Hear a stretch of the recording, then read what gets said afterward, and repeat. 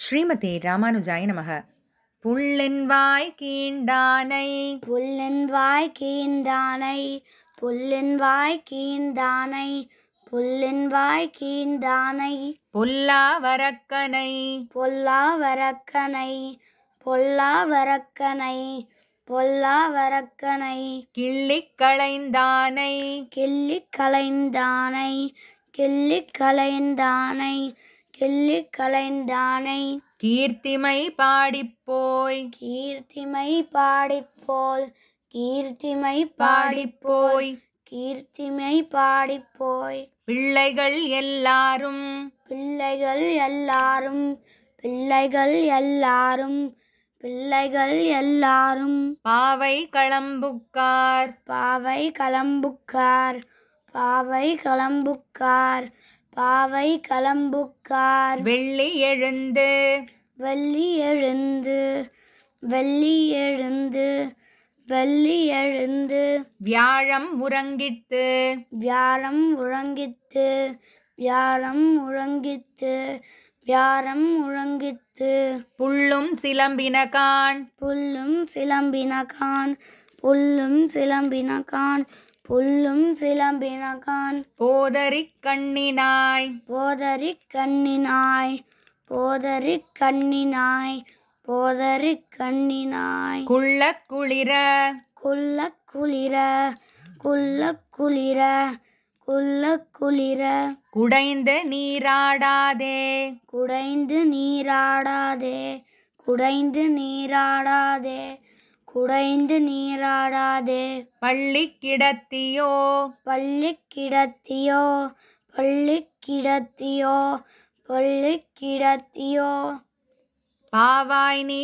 நன்னாளால் பாவாய் நீ நன்னாளால் பாவாய் நீ நன்னாளால் பாவாய் நீ நன்னாளால் கள்ளம் தவிர்ந்து கள்ளம் தவிர்ந்து கள்ளம் தவிர்ந்து கள்ளம் தவிர்ந்து கலந்தேலோர் எம்பாவாய் கலந்தேலோரம்பாவாய் கலந்தேலோரம்பாவாய் கலந்தேலோரம்பாவாய்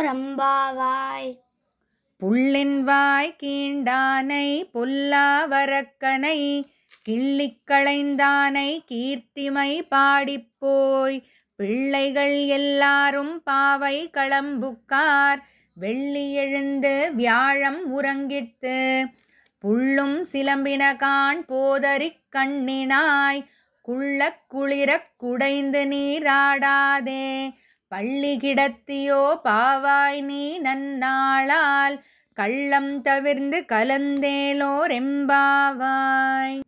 அடுத்து இந்த 13வது பாசுரத்தில் 8வது ஒரு பாகவத பெண் பிள்ளையை எழுப்புறாங்க. ஒரு பக்த பெண் பிள்ளையை எழுப்புறாங்க ஆண்டாளம்மா. எப்படி எழுப்புறாங்க? புள்ளின்வாய் கீண்டானை பொல்லாவரக்கனை கிள்ளிக் கிளைந்தானை. முதல்ல பார்க்கலாம். புள்ளின்வாய் கீண்டானை. புல் அப்படின்னா பறவை. புள்ளின் வாய் கீண்டானை. எந்த பறவையோட வாயை கிழிச்சாரு?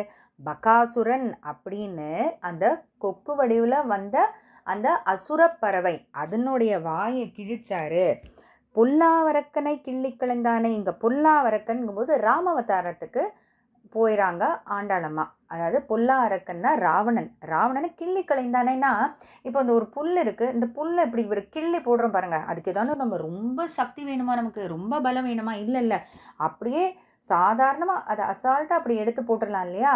அதை போல தான் ராமருக்கு ராவணனை அழிக்கிறது அப்படின்னு சொல்கிறாங்க. இப்போ பொல்லா அரக்கன்னும் போது நமக்கு ஒரு கேள்வி வரும். பொல்லா அரக்கன்னா அப்போ நல்ல அரக்கன் இருக்காங்களா என்ன அப்படின்னா கண்டிப்பாக இருக்காங்க. அரக்கன்னாலே கெட்டவங்கன்னு அவசியம் இல்லை. ஏன்னா அந்த ராவணனுடைய தம்பி விபீஷணனே நல்ல அரக்கர் தானே. ஹிரண்யகசிபுன்ற இந்த பொல்லாத அரக்கனுடைய மகன் பிரகலாதனே நல்ல அரக்கர் தானே. அதனால் அரக்கர் குலத்தில் பிறந்ததுனால மட்டும் அவங்க பொல்லாதவங்களா ஆகிட மாட்டாங்க. அவங்களோட நடத்தையினால் அப்படின்றத தான் நமக்கு தெளிவுபடுத்துகிறாங்க ஆண்டாள் இது மூலமாக. கிள்ளிக் களைந்தானை கீர்த்திமை பாடி போய் இப்படி கிருஷ்ணரை பற்றியும் ராமரை பற்றியும் கீர்த்திமை அவங்க புகழ பாட போகிறோம். நாம சங்கீர்த்தனம் பண்ண போகிறோம். பிள்ளைகள் எல்லாரும் பாவை கிளம்புக்கார். எழுந்துரு சீக்கிரம். பிள்ளைகள் எல்லா பிள்ளைங்கள்லாம் எழுந்து பாவை நோன்பு நடக்கிற இடத்துக்கு போயிட்டாங்க. அதான் பாவை களம்புக்கார். ஒரு இடத்துல எல்லாரும் கூடி சேர்ந்து இருந்து அந்த பாவை நோன்பை கடைபிடிக்கிறாங்க இல்லையா? அந்த இடத்துல எல்லாரும் போயிட்டாங்களாம். வா நீயும் வெள்ளி எழுந்து, இப்போது அடையாளம் சொல்லணும்ல, ஒவ்வொரு பாட்டுக்கும் ஒவ்வொன்றும் அடையாளம் சொல்கிறாங்க. இந்த பாட்டுக்கு வெள்ளி எழுந்து வியாழம் உறங்கிற்று. வெள்ளி அப்படின்னா அந்த வெள்ளி கிரகம் சுக்கிரன் சொல்லுவாங்க இல்லையா, அந்த சுக்கிரன் வீனஸ் அந்த கிரகம் எழுந்து, ஏன்னா அந்த கால வேளையில் விடிய காலையில் குறிப்பாக தெரியக்கூடிய அந்த கிரகம், அப்போ அது எழுந்து அது தெரியுது. வியாழம் உறங்கிற்று, வியாழன்னா ஜூபிட்டர், அந்த கிரகம் ராத்திரி மட்டுமே தெரியக்கூடியது. உறங்கிட்டுன்னா என்ன, அப்போ இப்போ தெரியல, அப்போன்னா ராத்திரி போயிடுச்சு, காலையில் வந்துடுச்சு அப்படின்றத தான் இப்படி சொல்கிறாங்க. புள்ளும் சிலவினகான், இதுக்கு முன்னாடி வந்து கீசு கீசென்னெங்கும் ஆனை சாத்தன், ஆனை சாத்தன் பறவையை பற்றி மட்டும்தான் சொன்னாங்க. இப்போ புல்லும் எல்லா பறவைகளும் சத்தம் போடுது. போதரி கண்ணினாய் அப்படின்ட்டு, போதுன்றது வந்து ஒரு வெள்ளை புஷ்பம், ஒரு வெள்ளை கலரில் இருக்கக்கூடிய ஒரு பூ. அரி அப்படின்னா வண்டு, அந்த வெள்ளை நிறத்தில் இருக்கக்கூடிய அந்த பூவில் நடுவில் அந்த கருப்பு வண்டு இருக்கான். அப்போது அந்த மாதிரி அழகாக கண் இருக்கிறவளையே அப்படின்ட்டு அந்த கண்ணை பற்றி சொல்கிறாங்க. எதுக்கு ஆண்டாள் அப்படி சொல்கிறாங்கன்னா, உன்னை கண்ணழகை பற்றி சொன்னாலான்னு நீ அந்த கண்ணை முடிட்டு தூங்காமல் எழுந்துக்கிறியா அப்படின்னு பார்க்குறதுக்காகவான். அதான் போதரை கண்ணினாய் குள்ள குளிர குடைந்து நீராடாதே. குளிர அப்படின்னா மார்கழி மாதமே குளிராக தான் இருக்கும். குளிரன்னா என்ன, அப்போ விடியற் காலையில் எவ்வளோ வந்து குளிராக இருக்கும், அப்படியே பல்லு நடுங்கிற அளவுக்கு குளிராக இருக்குமா, அந்த குளிரில் குளிக்கணும் அப்படின்றாங்க. அப்படின்னா என்ன அர்த்தம், பிரம்ம முகூர்த்தத்தில், அதாவது சூரியன் உதிக்கிறதுக்கு முன்னாடியே, சூரியன் உதிக்கும் போது நம்ம தூங்கிட்டு இருக்கக்கூடாது, சூரியன் உதிக்கிறதுக்கு முன்னாடியே நம்ம தூங்கி எழுந்திருந்து குளிச்சு முடிச்சிருக்கணும். அது ரொம்ப நல்ல நேரம் அப்படின்றதுக்காக தான் குளிர குடைந்து நீராடாதே. நல்லா அந்த சமயத்தில் குளிக்காம இப்படி தூங்கிட்டு இருக்கே, பள்ளிக்கிடத்தையும் இப்படி தூங்கிட்டு இருக்கே, பாவாய் ஏ பெண்ணே நீ நன்னாளால், இந்த நல்ல நாள் நமக்கு கிடைக்குமா? ஏன் இப்படி சொல்கிறாங்க இது நல்ல நாள்னு? முதல்ல எல்லாம் பக்த பெண்களாக சேர்ந்து நாம சங்கீர்த்தனம் பாடணும்னு முடிவெடுத்திருக்கிறதே இது நல்ல நாள் தான். அதையும் தவிர அந்த பாவை நோன்பை நீங்கள் கடைப்பிடிக்கலாம் அப்படின்னு ஊர் பெரியவங்க எல்லாமே சேர்ந்து சொல்லிட்டாங்க, நீங்கள் கடைப்பிடிக்கலாம் அப்படின்னு தடையெல்லாம் போடாமல் சொல்லிட்டாங்க. அப்போ இப்படி ஒரு வாய்ப்பு நமக்கு கிடைக்குமா? அதனால் இந்த நல்ல நாளை இப்படி வந்து விட்டுற போறியே அப்படின்னு நன்னா நாள்.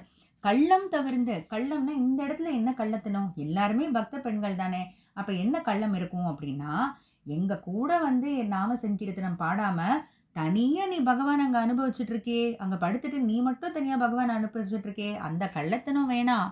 கள்ளம் தவிர்ந்து கலந்து ஏலோர் எம்பாவாய், எங்களோட எல்லாம் சேர்ந்து வா நம்ம பகவானுடைய பேரை பாடுவோம் அப்படின்னு.